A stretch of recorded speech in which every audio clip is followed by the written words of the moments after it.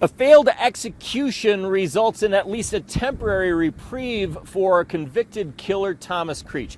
I'm senior reporter Roland Barris for Idaho News 6, and I was among 4 media representatives who were brought into the maximum security prison to witness the execution firsthand. And what I witnessed was that they tried several times to insert an IV and failed. A death sentence is supposed to be carried out without undue pain and suffering. The question is, does spending 47 minutes on an execution table while enduring 8 failed IV attempts constitute cruel and unusual punishment? IDOC says no. We train for a number of different scenarios and potential outcomes, and my confidence in this team just could not be higher.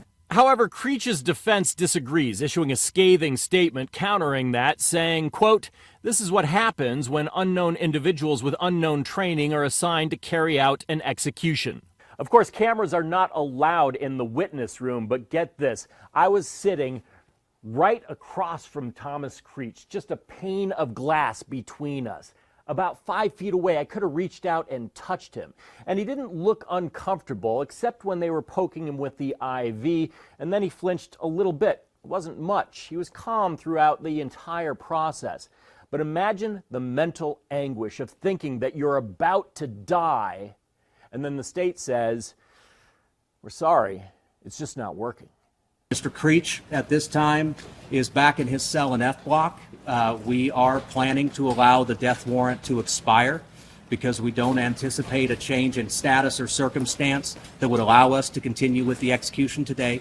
DeWalt said Creech's future at this point is unclear, but if another death warrant is issued, it will likely be some time before another execution can be scheduled. Having been there just as a witness, I can't imagine having to go back. Just think about having to go back and face that needle. Speaking of which, 2 of the 3 doses of execution drug that were drawn are now useless and must be thrown out. The director of IDOC says that his department will have to get more of the execution chemicals before they can try another execution.